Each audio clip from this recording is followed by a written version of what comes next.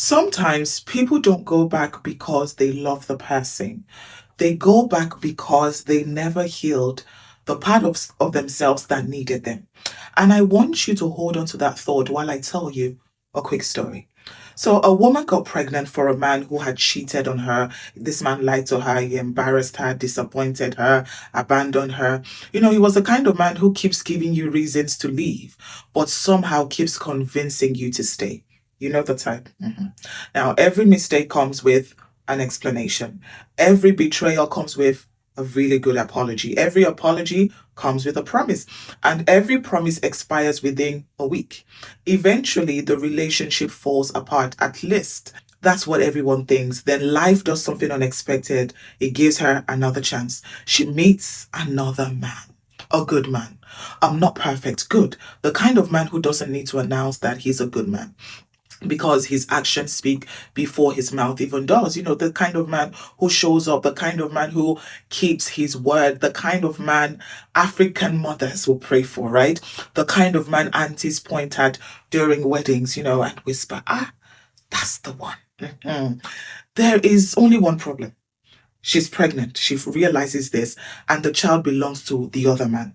Now, most people would have walked away, right? But this new man doesn't. He looks at her. He looks at the unborn child in her belly and chooses both of them. He marries her, raises the child, builds a family, builds a home, builds a future. And if this were a fairy tale, this is where the credits would have started rolling in this movie, right?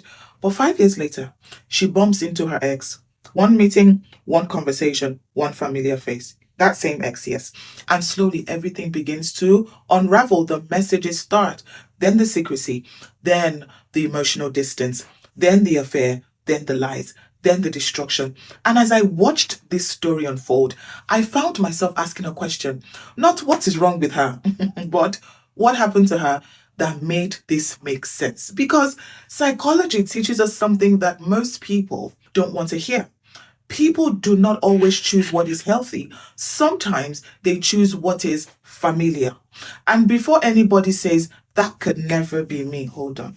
I want you to think about that friend, that sister, that cousin, the one who keeps going back, the one who keeps choosing the same person in a different body, the one who keeps ending up in the same relationship with a different name attached to it.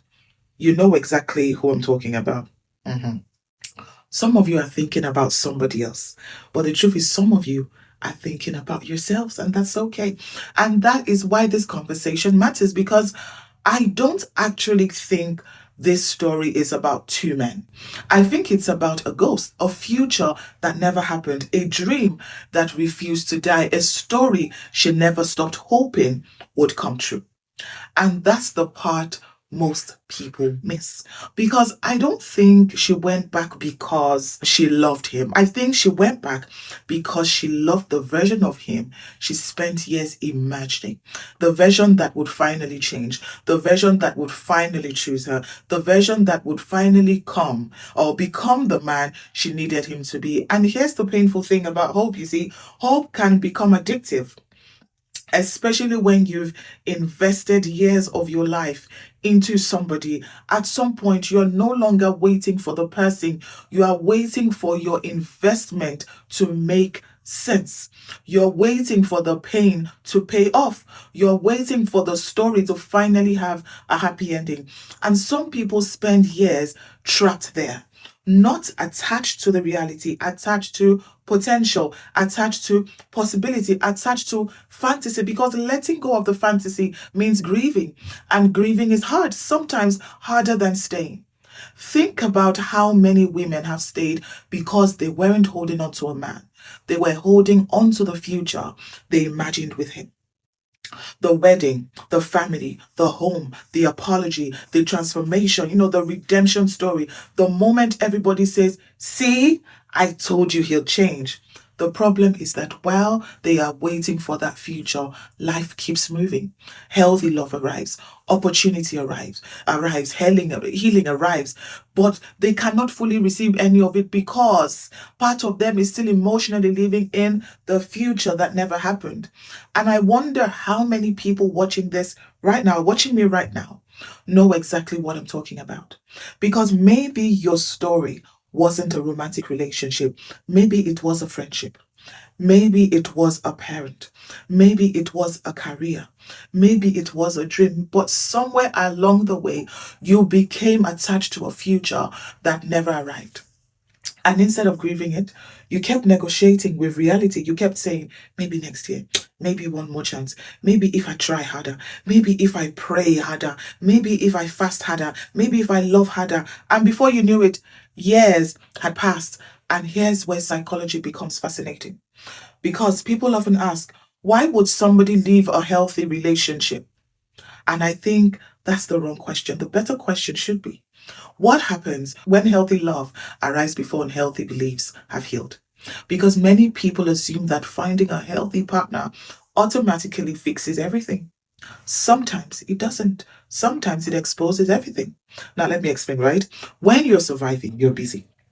You're putting out fires, right? Managing crisis, handling drama, trying to keep your head above water. But when safety arrives, when peace arrives, when stability arrives, something interesting happens. You finally have room to feel. The emotions you've been suppressing begin to surface. The wounds you've been avoiding become visible. The fears you've been outrunning catch up. And suddenly, you find yourself confronting parts of yourself you've managed to ignore for years. What if that husband was the first person who made her truly feel safe? And what if safety exposed wounds she wasn't ready to face?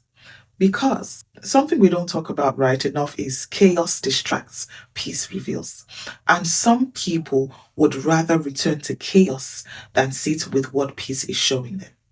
Now, let's bring transactional analysis into this conversation, right?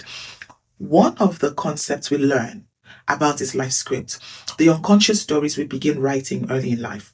Messages become beliefs, beliefs become expectations, expectations become patterns. Imagine growing up believing love always hurts, people always leave, good things never last, I must suffer to be loved. Now imagine meeting somebody who challenges every one of those beliefs, a healthy partner. You see, a healthy partner doesn't just offer love, they challenge your entire understanding of what love is supposed to feel like. And that can be deeply uncomfortable. Because healing doesn't just require receiving something new, it requires letting go of something old, an old identity, an old story, an old belief. And sometimes that is harder than people often realize, because maybe she wasn't choosing between two men. Maybe she was choosing between two identities. The woman she'd always been and the woman she was being invited to become. The wounded woman or the healing woman, the waiting woman or the chosen woman, the woman chasing potential or the woman accepting reality. And identity shifts are frightening even when they are healthy. Now, I want to pause here and talk directly to my African sisters, right? Because I think many of us grew up hearing messages that shaped the way we understand love. Stay, pray, endure, be patient, give him another chance. Nobody has it perfect. Oh, and please hear me. Please hear me. Relationships require effort. Marriage requires effort. Human beings are imperfect, but there is a difference between commitment and self-abandonment. There is a difference between patience and emotional imprisonment. And I wonder how many women have confused loving someone's potential with loving the actual person standing in front of them. Because potential never wakes up beside you. Potential never raises children. Potential never repairs trust. Potential never creates safety. Character does. Reality does. Choices do. And perhaps that's why the story feels so tragic. Not because she met a bad man. Most people meet bad people. The tragedy is that healthy love finally arrived and she didn't know what to do with it. And if we're honest, that isn't her tragedy alone. It's something many people experience, because healthy love often feels quieter than fantasy. Reality is quieter than potential. Commitment is quieter than excitement. Healing is quieter than chaos. And if you've spent years associating intensity with love, peace can feel strangely unfamiliar. So what do we do? If this is your friend, stop trying to rescue them. Support them, love them, tell them the truth. And if this is you, start becoming curious, not judgmental, curious. What stories am I still carrying? What future am I refusing to grieve? Who am I still hoping someone will become? What part of me still believes love must hurt? Because healing begins when we stop chasing answers outside ourselves and start asking better questions within ourselves. And perhaps that's the real lesson from this story. Perhaps the tragedy wasn't that she chose the wrong man. Perhaps the tragedy was that she never grieved the man she hoped the wrong man would become. Because until we grieve the fantasy, we remain vulnerable to it. Until we grieve the future we imagined, we remain trapped by it. Until we let go of who we hoped somebody would be, we struggle to see who they actually and truly are. And maybe that's the question I want to leave you with today. Is there a story you are still carrying? A future you're still trying to resurrect? A version of somebody you're still waiting for? Because healing is not only learning to let go of people. Sometimes healing is learning to bury the future you thought you were going to have. And when you finally do that, you create space for the life that's waiting for you now. Once again, I'm Seun-Aladejana, and thank you for watching. Bye-bye.